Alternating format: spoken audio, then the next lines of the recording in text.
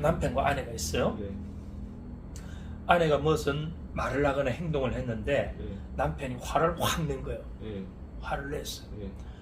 그래서 이 아내가 하는 말이 뭐냐면, 당신은 왜 여기서 화를 내느냐고. 예. 이 지금 상황이 화낼 상황도 아니고 예. 아무 그것도 아닌데 왜 화를 내냐고 이렇게 따지는 거예요. 예.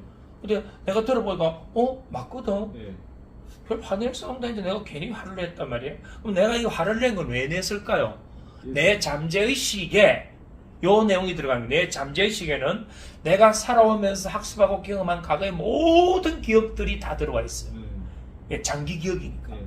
여기에 들어와 있는, 이건 단순한 사건 사고에 대한 의미만 들어와 있는 것이 아니고 거기에 뭐가 정서가 묻어 있는 거예요. 예. 그래서 이건 전체로 통합돼서 작동되고 있거든. 예. 그럼 지금 앞에서 아내가 했던 말이나 행동 때문에 나는 화를 냈다고 생각하지만 예. 실제로 그 아내의 말이나 행동이 현재 상황에서 화낼 것도 아니었단 말이에요. 근데 나는 화를 냈거든. 예. 이 화를 낸 건 뭘까요? 내 지나간 모든 경험이 축적되는 이 잠재의식에서 지금 했던 이 말과 거슬리는 감정이 있는 거예요. 이 행동을 과거에 아주 불쾌하게 여겼던 거라. 그거 하는 이 기억이 지금 이걸 화를 내게 만드는 거예요. 네. 그래서 이게 나오죠. 평생 동안 저장된, 이게 중요해요. 평생 동안 저장된 모든 네. 기억을 뭐 해서 통합해서 작동됩니다. 예. 그래서 우리의 이 세상 모형은 주관적이고 자기 중심적이다. 왜? 자신의 모든 그 경험이 묻어있는 그 필터를 가지고 보고 있단 말이에요. 요걸 보면 저 사람은 이 현상에 대해서 A를 이야기하고, 이 사람은 이 현상에 대해서 B를 이야기하고, 이 사람은 C를 이야기하고 있다. 그 이야기하고 있는 건 뭐냐면 그 사람들마다 살아온 뭐가 다르다? 경험이 다르다.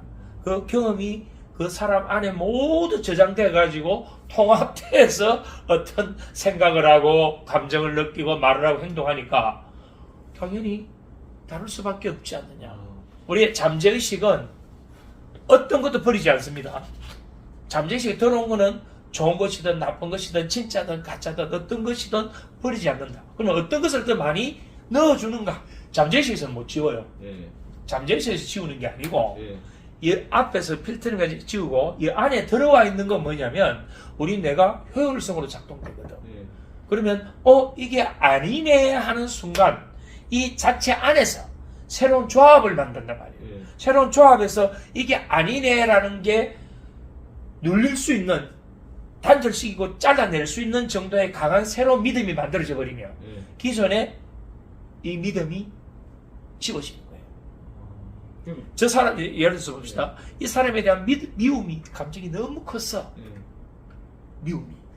근데 알고 보니까 내가 되게 어려울 때 그때 누군가에게 도움을 받았는데 그 사람이 이름도 안 밝히고 1억을 내한테 넣어준 사람이에요. 예. 근데 이 사람이 하는 말이나 행동은 눈앞에서 거슬리고 항상 미웠는데 나중에 다른 사람이 그때 네 힘들 때 말이야, 네가 자살하고자 할 그때 아무도 모르게 표 안 나게 너를 도와준 사람이 바로 이 사람이야. 이 사람이 그때 너에게 1억을 준 사람이라는 말을 딱 듣는 순간 이건 새로운 정보가 확 들어왔잖아. 그게 들어오는 순간 기존의 미움과 관련된 거, 싫어하는 그 감정들이 봄눈독들이 사라지면서 그 사람에 대해서 고마운 마음이 들고 그 사람이 하는 말이나 행동이 전부 다 고맙게 여겨지고, 그러면 기존에 미워했던 그 회로들은 사라집니다. 새로운 조합과 배열, 요 원리를 알면 우리는 부정에 초점을 맞추지 말고 긍정에 초점을 맞춰라. 단점에 초점을 맞추지 말고 강점에 초점을 맞춰라. 이게 뭐냐면 마틴 슬러그만 박사가 창시한 긍정심리학이에요. 긍정심리학은 뭐냐면 이 사람의 단점에 초점을 맞춰가, 부정에 초점을 맞춰가, 문제에 초점을 맞춰가 그걸 캐내지 마라. 그럼 이미 지나간 거다.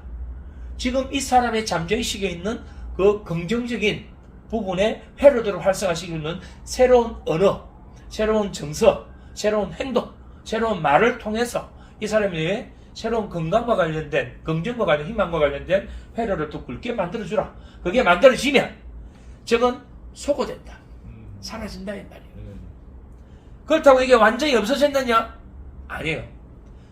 이건 우리 잠재의식에는 완전히 없어지진 않아요. 그러나 이건 밑에 가라앉아 있죠. 가라앉아 있는데 어떻게 가라앉아 있냐면 이미 해결돼서 가라앉아 있다. 아. 그러면 이제 어떻게 되냐면 전에 내가 저 사람에 대해서 미워하는 그런 오해한 적도 있었어라는 기억은 잠재의식에 넣어놨는데 그것이 현재의 내 잠재의식에 전혀 영향력을 미치지 못하죠. 네. 오히려 이 사람을 더 좋아하게 되는 감정을 더 굳혀주는 강화물로 작동되는 거예요. 부정적 감정을 만들었다는 것은 우리는 이 반응을 크게 보세요. 어떤 뭐가 들어오면 먼저 반응이라는 걸 먼저 해요. 이 반응은 반사적인 거예요. 네. 그 다음에 오늘 신경계가 활성화돼 가지고 회로를 활성화시켜요. 이게 두 번째예요. 네. 세 번째는 뭐냐면 내 분비계에서 물질을 분비시켜요. 네. 물론 이 신경계가 활성화될 때는 뇌에서 물질을 함께 분비시키죠. 그러면 이 물질과 호르몬은 뇌 분비계에서 분비되는 호르몬은 지속성을 가져줘요. 그러면 이게 버무려진다 이 말이에요. 그 버무려져서 오랫동안 이 사람에 대한 미움, 분노 이런 것들이 계속 쌓이가 점점 더 키워가 악순환이 됐겠죠. 근데 어느 순간 네가 진짜 힘들 때 도와줬던 그 사람이야 할 때 새로운 게 팍 들어왔잖아요. 그때 뭐냐면 내 생존을 가능하게 해주고 나를 행복하게 만들었던 그 장본인이 이 사람이었구나라는 새로운 회로가 굵게 딱 만들어지는 순간 연결이 이렇게 돼 있던 게 옆으로 탁 친단 말이에요. 이 연결에 대해서는 약화돼 버리고 이게 이제 강하게 되고 여기에 대한 감정이 올라오는 거예요. 여기에 관련된 물질이 쫙 분비되면서 이 사람에 대한 이미지가 그전에는 검은색이었는데 초록색으로 싹 바뀌어버리는 거죠. 우리 뇌는 그렇게 작동되기 때문에 아까 마틴 셀러그만 박사의 긍정심리학이라는 건 사람들이 결국 보니까 문제를 계속 캐고 하니까 더 문제가 심해지더라고요. 그렇죠.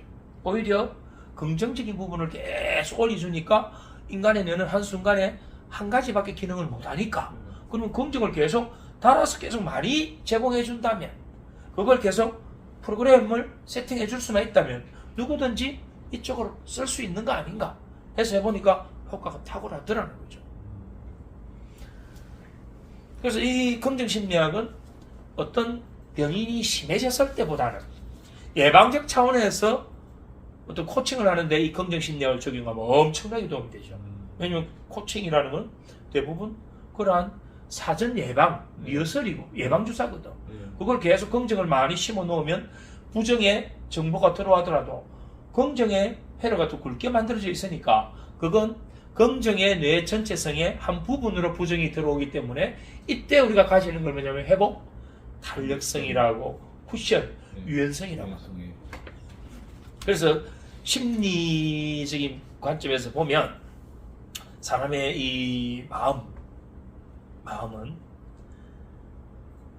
아플 때 치유하는 것보다 아프기 전에 내 안에 긍정적인 강점을 계속 살려가지고 탄력성을 만들어 놓는 게 가장 중요하다. 그렇죠.